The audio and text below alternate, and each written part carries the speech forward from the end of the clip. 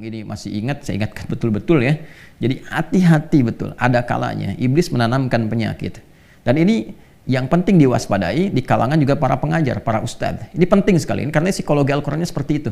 Ya, akan ditemukan keadaan-keadaan karena ketidakmampuan atau karena kebelum mampuan mendapatkan informasi sehingga terbatas pemahaman dan didapati orang lain mampu menyampaikan itu, maka iblis akan menanamkan, ini potensinya, sifat-sifat keangkuhan, ya kan? Yang dengan keangkuhan itu dia mengemas sedapat mungkin supaya orang lain tidak mendapati ilmu dari orang-orang yang dimaksudkan atau orang yang Allah titipkan pengetahuan kepadanya, supaya terfokus kepadanya saja. Ini bahaya.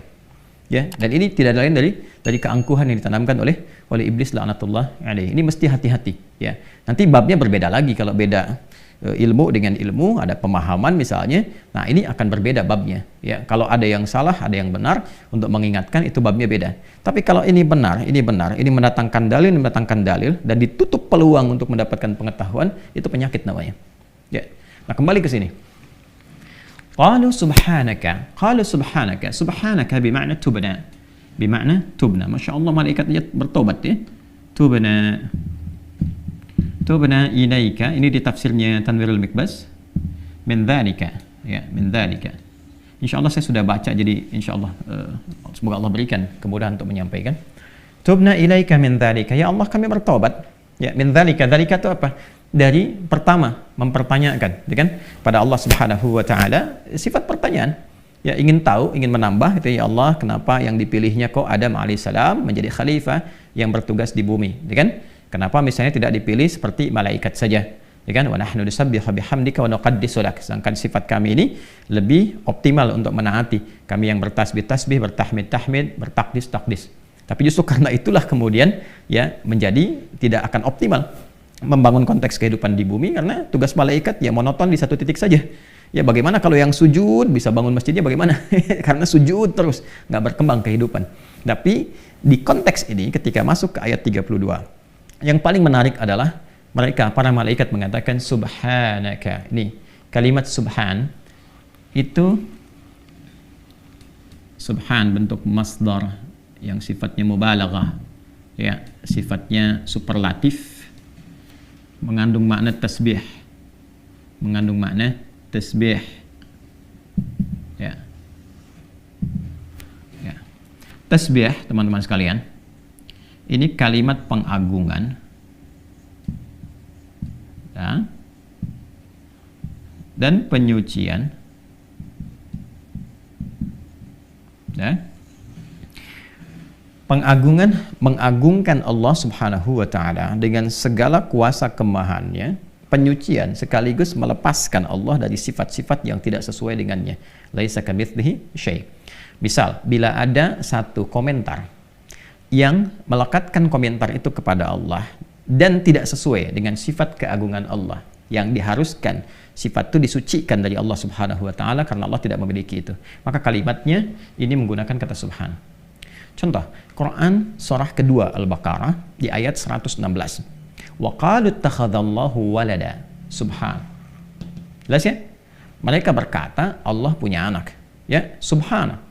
Ya itu nggak mungkin dilepaskan Allah dari sifat itu. Karena sifat-sifat memiliki keturunan, sifat berpasangan, dilahirkan atau melahirkan, itu sifat makhluk. Sedangkan Khalik, Tuhan, ya Allah, harus total berbeda dengan makhluk. Kalau sedikit saja ada keserupaan, maka berpotensi makhluk menjadi Tuhan. Maka secara logika, yang Tuhan dengan makhluk mesti totally different. Mesti berbeda sepenuhnya. Nggak boleh sama. Itu kan secara logis ya, secara akal itu masuk logika. Antara Tuhan dengan makhluk mesti beda. Ini yang dimaksud penegasan dalam Al-Quran, laisa kamitslihi syai', bahwa as-sami'ul basir. Nggak boleh ada yang serupa dengan Tuhan. Sifat Tuhan mutlak harus berbeda dengan makhluk. Jadi kalau makhluknya melahirkan, Tuhan nggak boleh melahirkan. Kalau makhluknya dilahirkan, Tuhan nggak boleh dilahirkan. Kalau makhluknya berpasangan, Tuhan nggak boleh berpasangan. Ya, mesti berbeda. Ini sangat logis sekali. Ya, baik. Maka ketika ada yang mengatakan misalnya sifat yang berbeda dengan sifat ketuhanan, wa qalu ittakhadallahu walada, subhanah, ya kan? Mereka berkata, ya Tuhan, Allah punya anak, subhanah. Ya, nggak mungkin. Allah Maha Agung, harus beda dengan makhluk, maka disucikan dari sifat demikian. Contoh lagi, orang-orang memberikan komentar saat Nabi Shallallahu Alaihi Wasallam melakukan Isra, ya, dengan izin Allah Subhanahu Wa Taala, diisrakan oleh Allah. Karena itu kalimatnya menggunakan kata asra, ya kan? Diisrakan oleh Allah Subhanahu Wa Taala, menunjukkan ketidakmampuan Nabi melakukan sendirian. Karena itu adalah bagian dari mu'jizat, dan mu'jizat adalah peristiwa yang menjadikan kita meyakini bahwa itu adalah kekuatan yang tersambung kepada Allah, sehingga kita meyakini sesungguhnya itu adalah seorang nabi, rasul, dan Allah yang punya kuasa. Dan dengan itu muncul kepatuhan dan keimanan kepada Allah. Baik, sebagian orang berkomentar, ini nggak mungkin Muhammad SAW melakukan perjalanan dari Masjidil Haram, Makkah Al-Mukarramah ke Masjidil Aqsa, naik ke langit lagi, ya, cuma dalam waktu yang sekejap saja, sepertiga malam balik lagi, ya. Maka mereka ada yang menyimpulkan, wah ini nggak mungkin, ini dusta, Tuhannya Muhammad mengada-ngada dan sebagainya. Maka turunlah ayat untuk membantah itu dengan kalimat subhan. Ya, di Quran surah 17 dengan namanya surah Al-Isra, di ayat pertama. Subhanalladzi asra bi'abdihi laila minal masjidil haram ilal masjidil aqsa alladzi barakna haulahu linuriyahu min ayatina innahu huwas samiul basir. Baik, subhanalladzi asra. Kenapa menggunakan kata subhan? Satu sisi menunjukkan keagungan. Ya, hanya Allah yang maha agung, jauh dari yang kau bayangkan. Makanya yang memberangkatkan Nabi yang agung, yang paling tinggi, yang maha dahsyat, yang maha segalanya. Kalau memang karena cara pandang Anda, nggak mungkin bisa terjadi. Anda terbatas, kemampuan terbatas, karena itu hanya yang maha agung yang bisa melakukan itu. Baik, siapa dia? Allah. Allah yang jauh dari apa yang Anda bayangkan, jauh dari apa yang Anda tuduhkan, jauh dari apa yang Anda cemoohkan. Maka menggunakan kata apa? Subhan.